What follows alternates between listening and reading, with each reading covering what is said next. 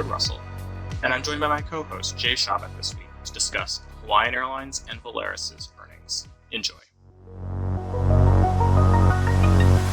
Hey Jay, how you doing this week? I'm good, Ned. How are you? Doing well, doing well. Gearing up for the busy Thanksgiving holiday travel season here in the US. They're forecasting 30 million people could be hitting the skies, which would be a record. I mean, we shall see. I personally will not be hitting the skies, and I'm fine with that. But just sort of seeing how it comes. I will not be flying either, and yeah, I am. I'm also fine with that. It is going to be very busy. Hopefully, things go off smoothly for those who are traveling. Absolutely. Hope everything goes well. But in the meantime, we are recording on Wednesday, November 15th, and the Dubai Air Show is wrapping up half a world away from us. And it has been a busy air show, especially for Boeing. They've locked in some big orders from Emirates, FlyDubai, Ethiopian, Sun Express, all of them ordering 777, 787, 737 Maxes. All told, Boeing and Airbus have racked up about 339 orders at the time of recording. So it's been an impressive air show so far. Yeah, a lot of demand still out there, and yeah, wide body demand in particular. Boy, that Emirates order for 777X's really Boeing probably is extremely relieved to have received that order. It's funny. So one of our colleagues spoke to Tim Tim Clark, the president of Emirates, in Dubai, and he said despite all of the delays that the 777X program has had, and it's about 5 years late at this point, he's confident in the 777-9 being a good airplane for Emirates, and they clearly show it. They've got, I believe it's more than 200 firm orders for the 777-9 and 8 at this point, which is significant. And Boeing's got to be like breathing a sigh of relief because the 777X really hasn't sold that well since the initial flurry of orders a decade ago. Right, right. You remember what Steve Hazy said in Fort Worth at the Skift Aviation Forum? He was not terribly uh, kind to the 777X, saying that it was, you don't really get that much more, that much more bang for your buck than the 777-300ER, but it does cost quite a bit more. So his firm hasn't ordered any, and of course it's been 5 years late. Now it is, yeah, it's going to be. I mean, Emirates really does like the big planes, the very big planes. It's going to be very good Lots for of flow through that Dubai hub. Lots lots of of flow. flow. Yep, a lot of volume, and you keep the unit cost down with aircraft of that size. Now it's also great cargo, going to be a great cargo aircraft too. So that's another reason why Emirates likes it. There could be, could be some politics involved, in terms of, why does the UAE order all these, giant planes from Airbus and Boeing? There may be some diplomacy involved as far as, government to Absolutely. government. But that aside, they'll be able to use the 777s, it'll be good for the Dubai hub. Now For the other sure. thing One, is, yeah. no, I Sorry, was go going to say ahead, one of man. the interesting things in all of these deals, and I've been reading this, is the 777X is competing with the A350-1000, and we've seen some airlines selected the 1000. Qantas notably went for the Dash 1000 for their Project Sunrise routes. But I've been reading there are issues with the engine on the Dash 1000 that are especially pronounced in hot airports, hot like where Dubai hub. And was it Clark told Skift that the engines produce only a quarter of the performance that Emirates needs to fly its long range, high volume routes, which is a huge knock. And I've heard anecdotally that Etihad takes a lot of weight restrictions on their A350-1000s out of Abu Dhabi. It's I didn't realize there was so many issues with the engines. Of course, it's my fault for not having followed that closer, but that's definitely an issue. Yeah, and I think it's even worse in the Middle East because you've got the issue with sand, and that's a issue with these engines too. That a lot of sand can get in the engines in a desert, environment. So there's that. But yeah, it's really only five or six airlines, major airlines in the world that are currently flying that variant, the A350-1000. It's like Etihad, Qatar, Cathay Pacific, British Airways, and Virgin Atlantic. I believe are the only ones I think maybe some of the Air Caribs and French B, I see them on there too, but we'll put Right. them aside. They're very small. They just have a handful each. But yeah, it is an aircraft that seems to have some performance issues. Now, that hasn't stopped some airlines like Air India and EVA, and there have been a few Qantas others. with Qantas, you their mentioned Project Qantas, yeah, Sunrise order. It's you yeah, I mean just airlines are mentioned. still ordering it, but Yeah, yeah, and I suppose the delivery lead times on these planes are they're several years out now, and I suppose they're hoping that that Rolls Royce eventually gets makes the engines better by the time they have delivery, so that could happen. And then besides, if you need a plane that size for cargo or passenger, whatever, and your only other option is really to order the 777X. And we just mentioned there were some issues with that. And that's also a plane that you probably get an A350-1000 faster than you can a 777X at this point. So there's timing issues too. So you can see airlines are kind of in this familiar dilemma that we've mentioned a lot on our podcast. We're just airlines struggling to get the planes they want at the time they want them. right, right. So one thing that I'm wondering is with the A350-1000, one of the things the performance. So Clark was talking about, Emirates probably wants it to fly long flights, Dubai, the US, Dubai, Australia, places like I'm looking at Virgin and they fly the 350-1000 and they're doing like London to the US East Coast. And I'm like, a route like that doesn't need the same performance characteristics that Dubai to the East Coast needs. They don't have the heat in London. The range is far shorter. I'm wondering if the 350-1000 is at this point, not necessarily down, but at this point is just a much better sort of medium range, high capacity wide body. But I don't know. I could be completely wrong on that. It's interesting. Yeah, it could be. Yeah, the engines. I mean, that does seem to be the issue. There is range on those engines, I suppose. I'm not an engine expert by any means, but that seems to be it. And I don't know why you would need that plane. I mean, if you're only doing it to the U.S., I mean, you wouldn't really. But well, maybe a Virgin because you're hemmed in by Heathrow capacity constraints. That's always the issue. British Airways has these as well, Right. and And they we've always, talked about how an airline in a airport where they can't grow needs to grow seats rather than flights because yeah, so definitely there's a logic there to flying one of your largest wide bodies you can. Right, totally. And then that's why the British Airways flies A380s as well. I mean, they for certain routes you can justify just the absolute biggest plane possible because your capacity is so limited at Heathrow. And now that's becoming a big issue at Amsterdam, which I know you've been writing a lot about, Ned. And who knows? I think Air France did, yeah, they did order A350 Yes, 1000s, they and just picked him up. perhaps yeah, and perhaps some of them will wind up in Amsterdam as well. But yeah, that's probably the bet is that Rolls Royce over time will address these issues. But for Yeah. Well, now, you just reminded me because Air France KLM definitely one of the things they talked about was the range on the 1000 was just a bit better for their performance needs, being they have to avoid Russian airspace. So I don't know. I don't yeah, fully you're understand the right. You're problem, right. but Mhm. it's there's definitely something going on there. And for all we know, Tim Clark could be using a war of words to get a better deal for some A350s. That's always possible too. So, but it seems like there are some issues with the 1000 meeting its full performance specs at this point, and I full trust in Rolls-Royce and Airbus to eventually meet those specs. But it's there's some questions around it right now. Yeah, yeah. They now to be clear, like the A350-900, fabulous plane. Everybody Great seems to plane. really like that and very popular. Totally different engines though on those, so no issues there. Yeah. Just switching, not to abruptly switch topics here, but another Dubai airshow order that I thought was very interesting is FlyDubai for the first time is getting wide bodies. Yes, and that just makes it boggles my mind because we have talked a lot about long haul, low cost wide bodies are just really hard to do profitably. Fly Dubai has built a great operation flying narrow bodies to points out of Dubai, and that really dovetails nicely with Emirates. They have connectivity across the two airlines because Emirates is all wide body, but now they're going for 787s. I really, I mean, are they long haul low cost? Maybe they're not. It's what market segment are they going for when they've got Emirates sitting there already?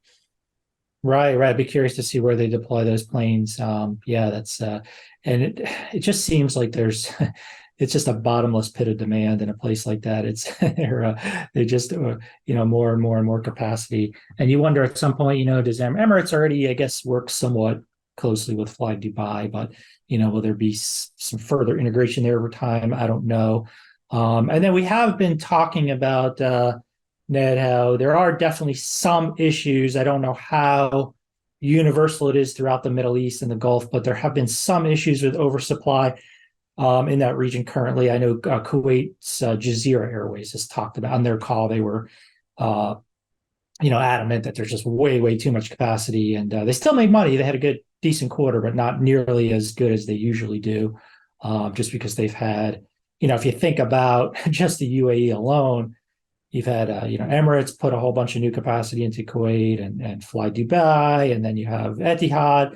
Then you also have low cost carriers like the new ones like Wizz Air has its thing in Abu Dhabi, and Air Arabia has its thing in Abu Dhabi, and I'm probably forgetting one or two, but it's just a lot of new capacity.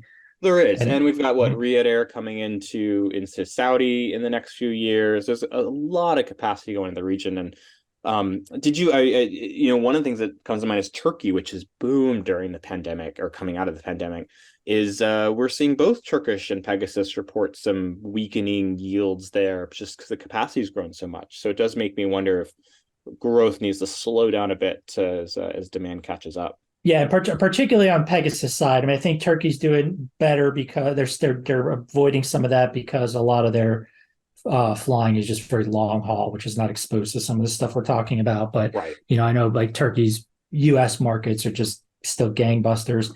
But Pegasus for sure, they their profits came down. It still did very well again, but their profits came down quite a lot this third quarter from Sure. both last year and 2019 because of some of these issues that we're talking about. A lot of new capacity in there.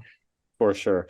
And the last thing I want to highlight from the Dubai Air Show before we take a break is Ethiopian's order for 787s and 737 Maxes, which really jumps out at me because, of course, Ethiopian was one of the 737 Maxes that crashed in 2019 before the prompted the grounding of the plane. So I think it's definitely a statement that Boeing has done a very good job at rebuilding that relationship, or at least providing a lot of incentives to Ethiopian to win a new order from them. Yeah, and Addis Ababa, the hub over there is kind of like a mini Dubai. They're trying to turn it into like a mini Dubai, and it's I the connected through geography. there a few years ago, Jay, Oh, and I you just did? remember Oh, I was expecting it to be more Dubai-like. It's got a ways to go to be like Dubai in terms of feel, but yes, the connectivity is very good for Africa. right. Well, I think the infrastructure investment, and they are. I haven't checked recently, but I think they were building a new airport, right? Oh Um, wow, no, I didn't know that, but that's We'll, that's we'll, that's we'll have awesome. to double check that. I mean, there were plans for one anyway, but we'll update that in our airline weekly newsletter. But in any case, yeah, they've tried to, and then they've done an incredible job in kind of creating a mini Dubai there. The geography is not quite as good as Dubai, but it does work on a lot of different itineraries.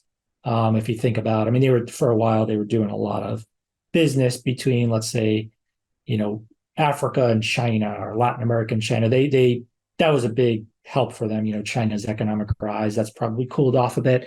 But a lot of traffic flows like that. There are others too, but apparently they still think they can grow it. Hence the additional aircraft orders here. So Yeah. yeah, that's a very very interesting airline and big success story. Perhaps unfortunately the only really airline success story in all of sub-Saharan Africa. Sad to say, but Kenya Airways has had problems, and South African Airways basically, doesn't really exist anymore and anything like it used to. So, Ethiopian's kind of always been the all-star performer there, and they've got now subsidiaries or at least investments in airlines across the continent. So, yeah, very interesting story. For sure, for sure. With that, we're going to take a quick break and we're going to fly off to Asia for the second half.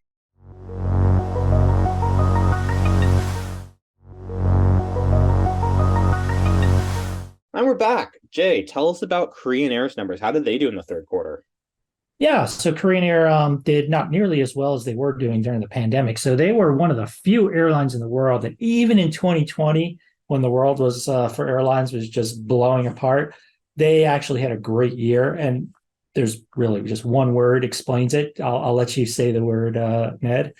Cargo.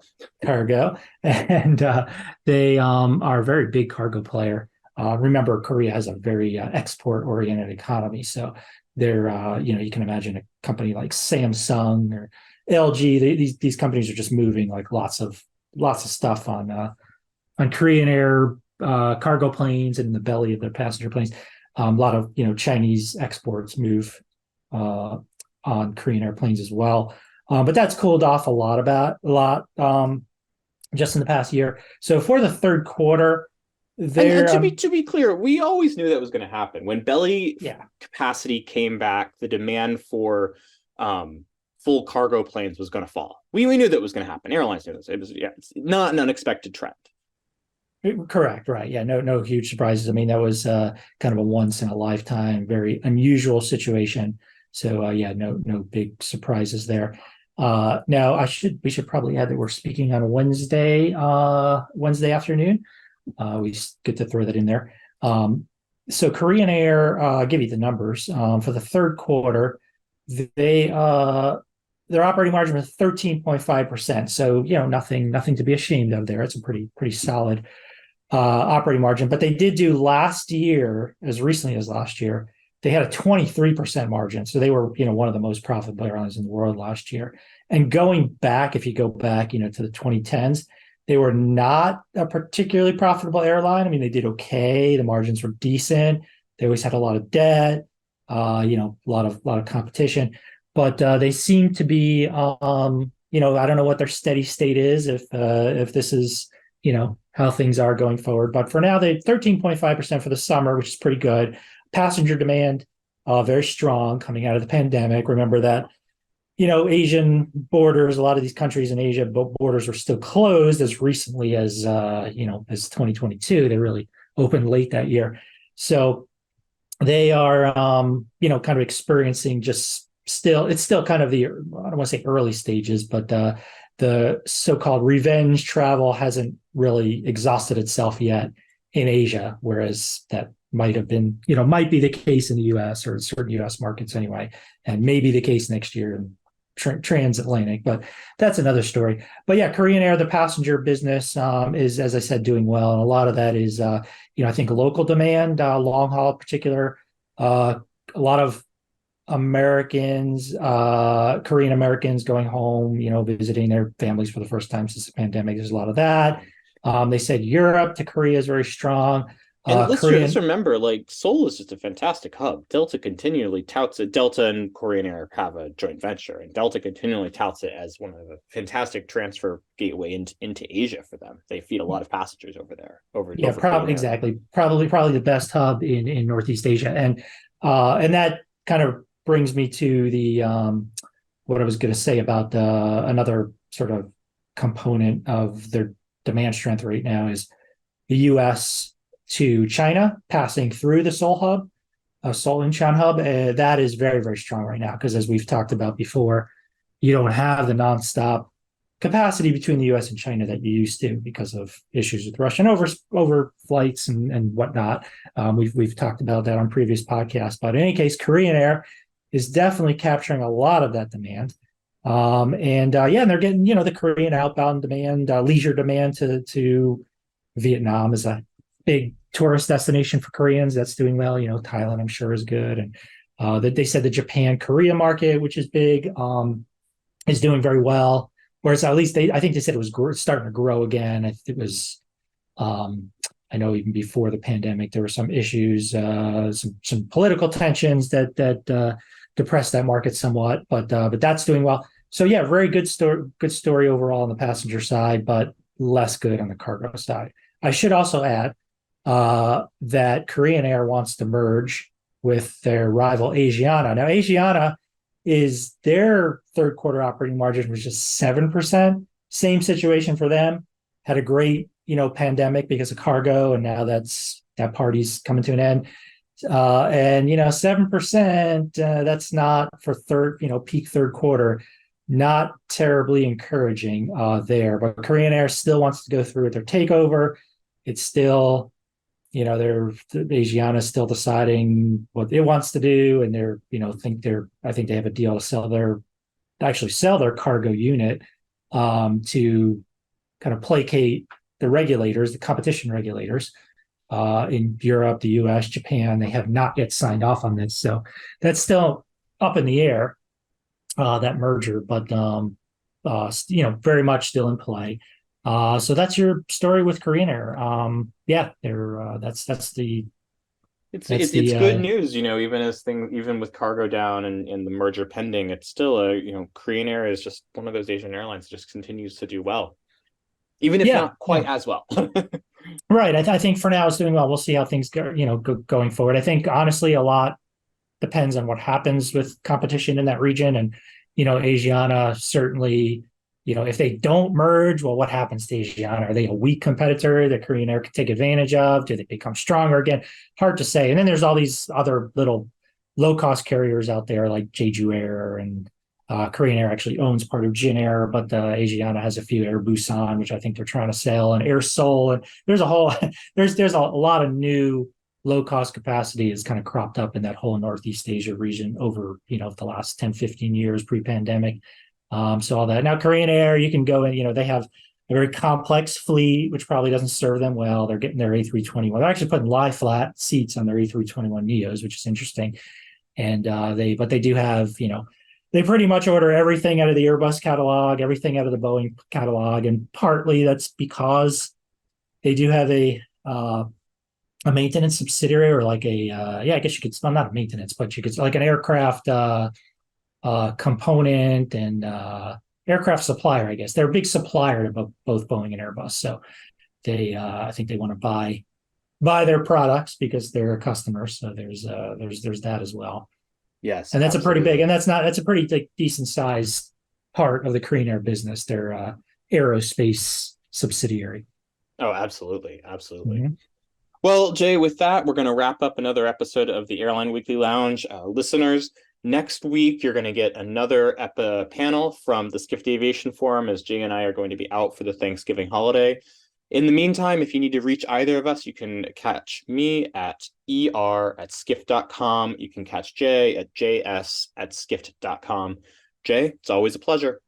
Likewise, Ned, and be sure to check out our LinkedIn pages where I've been posting kind of regular updates on the third quarter operating margins, who's the best, who's the worst, kind of thing. So check that out, and Ned and I will see you in 2 weeks after the Thanksgiving holiday. So for anybody who's celebrating, happy Thanksgiving.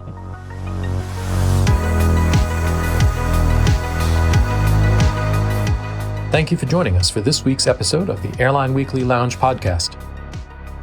Check out airlineweekly.com for a new issue every Monday and updates on the latest airline news throughout the week.